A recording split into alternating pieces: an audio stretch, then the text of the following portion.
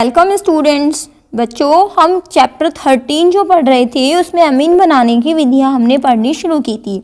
आपको याद होगा हमने कौन सी विधि पढ़ ली थी? हाफमान। हमने पढ़ ली थी गैब्रियल थैलेमाइड रिएक्शन। ठीक है, अब हमको दूसरा पढ़ना है साइनाइड व आइसोसाइनाइड का अपचयन। कैसे करेंगे? पहली बात तो ये विधि क्या है? अपचयन की है। तो अपचयन क्या होता है? हाइड्रोजन का जोड़ना।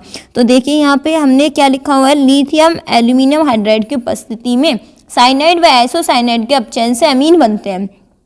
कैसे बनेंगे? देखो ये अपने पास क्या है, साइनाइड है ना। तो एक बार इसको देख लेते हैं बच्चों यहाँ से। ये अपने पास क्या है? अपने पास साइनाइड है। तो ये साइनाइड जो है इसका अपचयन कराना हमें किसकी उपस्थिति में कराएंगे? हम कराएंगे लिथियम एल्यूमिनियम हाइड्राइड। अब यहाँ से हमें कितने काम मिलेंगे? 2 बॉन्ड काम मिलेंगे और इसको तोड़ेंगे तो हमें H लेने हैं। तो एक H तो ऐसे ले लो और एक H ऐसे ले लो। कितने H काम में आए? 4 H काम में आए। 4 H काम में आए तो बचा क्या? CH3 CH2 NH2। ठीक है, तो ये हो गया साइनाइड के अपचयन से क्या बनते हैं? एमीन बनते हैं। इसी प्रकार से यदि मैं कहूँ नाइट्राइल का अपचयन कराया जाए, नाइट्राइल का मतलब भी साइनाइड होता है। यहाँ भी लिख लेते हैं CH3 C triple bond N। लेकिन एक चीज़ याद रखिएगा बच्चों, यह अपचयन किसकी उपस्थिति में कराना है? सोडियम और अल्कोहल की उपस्थिति में अपचयन कराना है। तो इस अपचयन का नाम होता है मेंडियस अपचयन। क्या नाम होता है? मेंडियस अपचयन। लिथियम एल्यूमिनियम हाइड्राइड से कराएंगे तो सामान्य अपचयन है जिससे क्या बनते हैं? 1 डिग्री एमीन बनते हैं। एक चीज़ और बच्चों मैं यहीं पर ही आपको बता दूँ, अगर ये आइसोसाइनाइड होता तो यहाँ पर बनता 2 डिग्री एमीन। इसका मतलब ये इस तरह से बनते CH3NH CH3। बीच वाले नाइट्रोजन पर देखो यहाँ से ये अपना N और ये क्या है C, तो इसके पास एक H जुड़ता, बाकी इसके पास 3 H जुड़ते। तो ये याद रखिएगा, जब अगर आइसोसाइनाइड से बनते तो 2 डिग्री एमीन बनते हैं। ठीक है, चलिए बाकी आप बात करते हैं। यहाँ से आप सीधे बना दीजिए CH3 CH2 NH2। लेकिन बस ये ध्यान रखना, पेपर में मेंडियस अपचयन पूछा जाता है। तो मेंडियस अपचयन क्या होता है? मेंडियस अपचयन का मतलब है कि अगर यही अपचयन, अगर साइनाइड का अपचयन या नाइट्राइल का अपचयन सोडियम और अल्कोहल की उपस्थिति में करा दिया जाए तो 1 डिग्री एमीन बनते हैं। और इसका ध्यान रखिएगा, सोडियम और अल्कोहल। ठीक है, चलिए नेक्स्ट देखिए हाफमान ब्रोमामाइड रिएक्शन। हाफमान ब्रोमामाइड रिएक्शन क्या कहती है बच्चों? यहाँ से एक सेकेंड, आइसोसाइनाइड वाला अपचयन बच्चों यहाँ पे लिख देते हैं। बच्चों यहाँ से एक बार आइसोसाइनाइड का अपचयन भी लिख लीजिए। आइसोसाइनाइड के अपचयन से मैं लिख देती हूँ यहाँ पे। देखिए बच्चों ये वाला नोट डाल कर और लिख लीजिए यहीं कि आइसोसाइनाइड के अपचयन से 2 डिग्री एमीन मिलते हैं। ठीक है, आइसोसाइनाइड क्या होते हैं हमारे पास? आइसोसाइनाइड होते हैं बच्चों, आइसोसाइनाइड देख लीजिए क्या होते हैं बच्चों। यहाँ से आइसोसाइनाइड के अगर हम लिखें तो CH3N और ये होता है C। ठीक है, वही इसकी रिएक्शन किससे करानी है? एक सेकेंड, ये C यहाँ पे हो गया अपना। ठीक है, और ये यहाँ से अपने को कैसे लिखना है? ये देखो, ये डबल बॉन्ड और ये इस तरह से, और ये हो गया C। हाइड्रोजन कितने आएंगे? वही 4 आएंगे। किसकी उपस्थिति में करा दिया? Lithium aluminium hydride. होता क्या है? एक H यहाँ जुड़ता है और 3 H यहाँ जुड़ते हैं। तो क्या बन जाएगा? CH3NH CH3। तो अगर आइसोसाइनाइड के अपचयन होते हैं बच्चों तो क्या बनता है? 2 डिग्री एमीन बनता है। ये हटा देते हैं हम यहाँ से। अगला रिएक्शन देखिए, हाफमान ब्रोमाइड रिएक्शन क्या कहता है? जब एमाइड की ब्रोमीन से क्रिया KOH की उपस्थिति में कराई जाती है। एक चीज़ मैं आपको बता दूँ, इसमें लेटर क्या है? ब्रोमामाइड। क्या है लेटर? ब्रोमामाइड। इसका मतलब ब्रोमीन अलग और एमाइड अलग। तो रिएक्शन क्या होगी? सबसे पहले रिएक्शन में हम किसकी रिएक्शन कराएंगे? यहाँ देखिए इसमें ब्रोमामाइड की रिएक्शन। इसका मतलब यहाँ से हमने सबसे पहले क्या लिया? CH3 CONH2। ठीक है, किसकी उपस्थिति में हो रही है? ब्रोमीन। तो आपको ब्रोमामाइड से एक चीज़ याद रह जाएगी, ब्रोमीन और एमाइड। दूसरी बात, यहाँ पर जो रिएक्शन होगी बच्चों वो किसकी उपस्थिति में होगी? KOH की उपस्थिति में होगी। जब ये दोनों आपस में रिएक्शन करेंगे बच्चों तो होगा क्या? यहाँ से ये CO ग्रुप को यहाँ हटा दीजिए और प्रोडक्ट बन जाएगा CH3NH2। साथ में क्या बनेगा? KBr। और क्या बनेगा यहाँ से? K2CO3। और ये आपको याद रखना होगा, यहाँ से इसका जो मेन प्रोडक्ट है वो है एमीन। कि एमाइड में से CO तो बाहर निकाल दीजिएगा और क्या बन जाएगा? यहाँ से बन जाएंगे एमीन, यहाँ से बन जाएंगे। तो ये तो अपना क्या है बच्चों?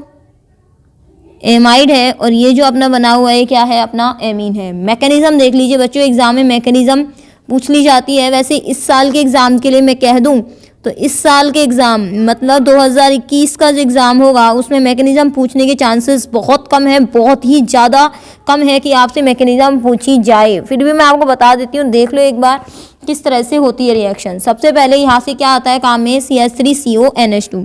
देखिए एक बार, देखिए बच्चों CH3CONH2 काम में आएगा, CH3CONH2, कोई दिक्कत नहीं है। सबसे पहले रिएक्शन कौन करेगा, KOH। KOH क्या होता है, क्षार होता है। इस साल पेपर में आने के रिएक्शन के चांसेस कम है, मैकेनिज्म के रिएक्शन पूछी जा सकती है। KOH क्या है, क्षार है। तो क्षार है तो क्या कर लेगा, ये जो क्षार की उपस्थिति में जब अभिक्रिया, क्षार की उपस्थिति में जब क्रिया होगी तो किसकी उपस्थिति में, मतलब OH आयन यहाँ से रिएक्शन करेगा। ये जो KOH दिखाई दे रहा है ना, इसकी बात हो रही है, ठीक है। अब OH आयन का काम क्या है, OH क्षार का काम होता है H+ को बाहर निकालना। तो ये जो H+ आपको दिख रहा है, NH2 का जो H दिख रहा है वो यहाँ से बाहर निकल जाएगा, और जब बाहर निकल जाएगा तो बचेगा क्या, CH3CO, और यहाँ बच जाएगा ये NH, यही चीज़ बचेगी। तो यहाँ से जैसे ही यहाँ से H बाहर निकलेगा तो यहाँ से क्या बाहर निकल जाएगा, यहाँ माइनस रह जाएगा इसके ऊपर। तो उसको निकाल के दिखा दें हम, देखो ये इस तरह से है, ये CO और ये NH2। जैसे ही H+ यहाँ से बाहर निकलेगा, ये इलेक्ट्रॉन किसको दे के जाएगा, अपने N को दे जाएगा। तो यहाँ से क्या आ गया अपने पास, माइनस दिखा दो, या लोन पेयर यहाँ से दिखा दीजिए, या फिर इस पर क्या दिखा दो आप, यहाँ से इस पर क्या दिखा दोगे, माइनस दिखा दोगे। अब आगे होगा क्या, आगे देखो इसकी रिएक्शन हम किससे कराएंगे, इसकी रिएक्शन हम कराएंगे ब्रोमीन से, मतलब Br2 से। Br2 से आपको साफ दिखाई दे रहा है, Br2 से होने क्या वाला है, ये जब Br2 का मॉलिक्यूल जब अपने पास आता है, ये वाला अगर मैं कह दूँ Br2 का मॉलिक्यूल जब अभिक्रिया में भाग लेता है तो एक Br- इस तरह से अलग हो जाता है, और एक Br+ के रूप में अलग हो जाता है, एक माइनस के रूप में और एक प्लस के रूप में।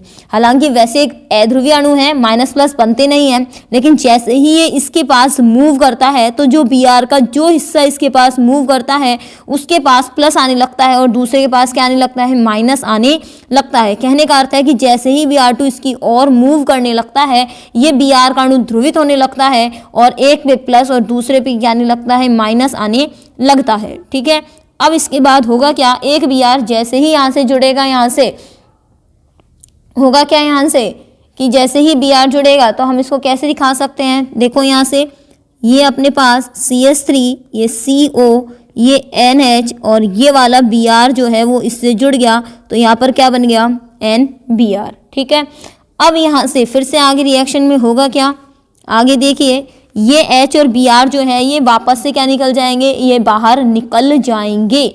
जब ये बाहर निकलेगा तो किस रूप में बाहर निकलेगा, ये जो है Br यहाँ से H+ इसको इलेक्ट्रॉन दे देगा, और जो Br- है ये यहाँ से बाहर निकल जाएगा। कहने का अर्थ ये हो गया बच्चों, ये जो HBr है वो पूरा की पूरा यहाँ से बाहर निकल जाएगा। तो यहाँ भी लिखने की आवश्यकता नहीं है। इस तरह से आप कैसे दिखा देंगे इसको, हम इसको ऐसे दिखा देते हैं, छोटा सा एरो बना के, CH3CON, ठीक है।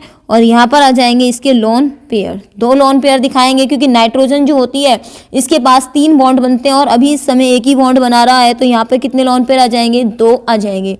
HBr जो बाहर निकल गया उसको इस तरह से दिखा दीजिए आप, तो ये HBr यहाँ से बाहर निकल गया, ये यहाँ से इसने रिएक्शन करी है, ठीक।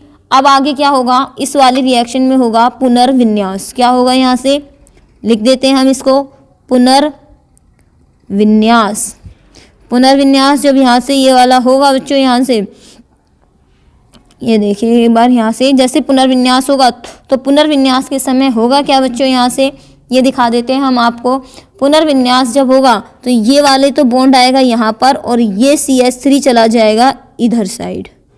दोबारा देख लो मैंने क्या करा, ये जो लोन पेयर है जैसे मैं यहाँ से दिखा रही हूँ वैसा लिखेगा। ये देखिए यहाँ से ये CH3 हट गया तो बच के आ गया केवल CO। मैंने ये वाली स्थिति लिखी है बच्चों, यहाँ से ये देखो, यहाँ से ये वाला CO जो है वो इस तरह से लिख दिया है। अब आगे की बात रही, यहाँ से फिर क्या आएगा, नाइट्रोजन जो ये दे रखा है। अब इस नाइट्रोजन के पास क्या चला गया है, ये CH3, तो यहाँ आ जाएगा ये CH3, ठीक है। तो इस तरह से यहाँ पर अपना बन गया। आगे की बात हम कहें कि ये वाली जो चीज़ हमारे पास बनती है ऊपर वाली, इसको हम क्या कहते हैं, इसको हम कहते हैं बच्चों नाइट्रीन। क्या कहेंगे हम इसको, नाइट्रीन यहाँ से कहेंगे।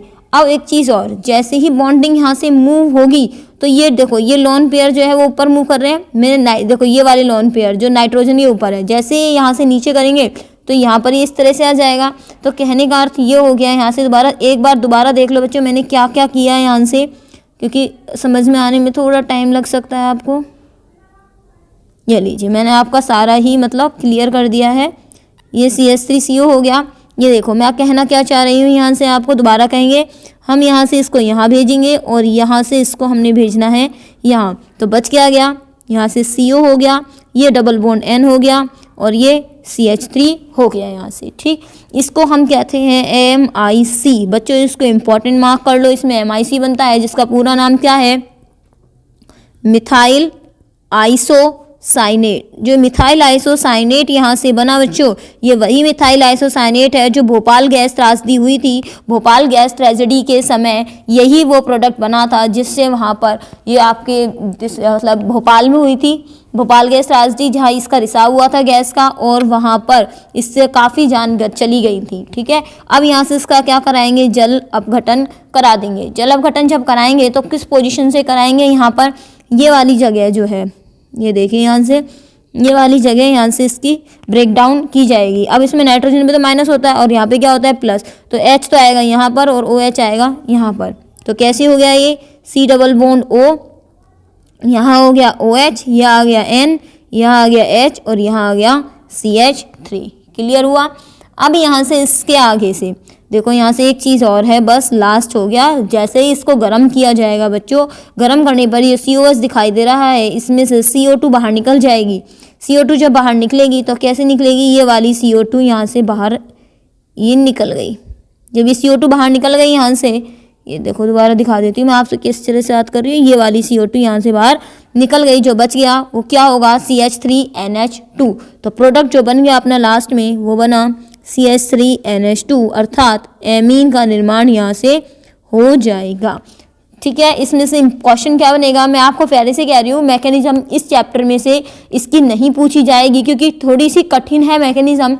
सबसे पहले देखो क्या हुआ, सबसे पहले क्षार आया, क्षार ने क्या करा, H+ को बाहर निकाल दिया। H+ बाहर निकालते ही ये एमाइड आयन बन गया CONH-। जैसे ये माइनस बना तो Br इसके पास पहुंच गया इस माइनस को लेने के लिए, ये Br आ गया। जैसे Br आया, कहाँ Br को टिकने देना है, तो ये HBr यहाँ से बाहर निकल गया। HBr जैसे ही यहाँ से बाहर निकला, किसका निर्माण हो गया, नाइट्रीन का निर्माण हो गया। फिर नाइट्रीन ने अपने अंदर क्या करने लग गया, पुनर्विन्यास करा। जैसे ही पुनर्विन्यास किया, कौन आ गया, H2 आ गया और इस बॉन्ड को तोड़ दिया।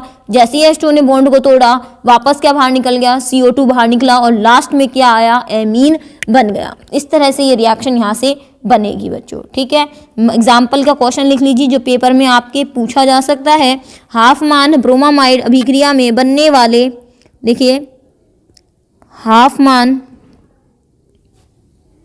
ब्रोमामाइड अभिक्रिया में बनने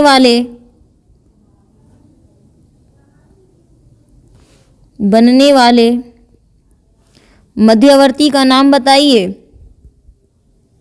मध्यवर्ती का नाम बताइए, या आपसे पूछ सकता है MIC की फुल फॉर्म बताइए।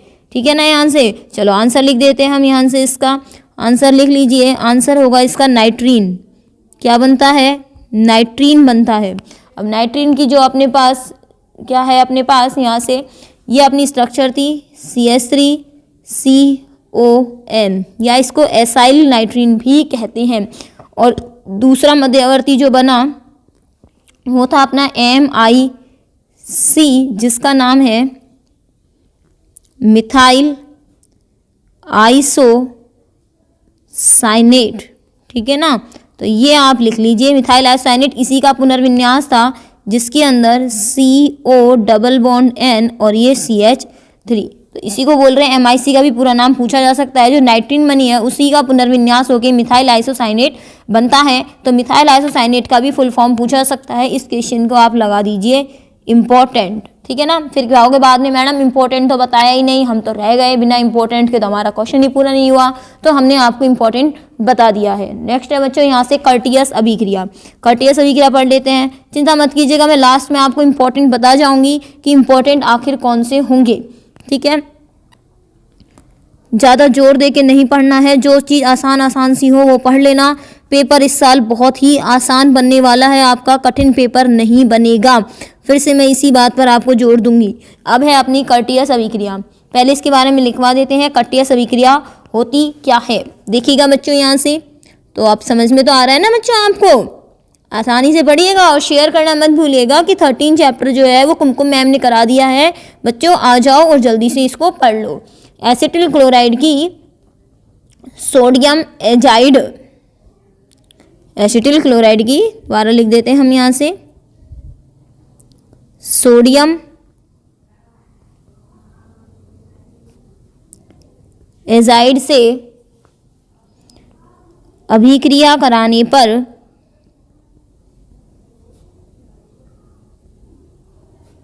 एमीन बनते हैं।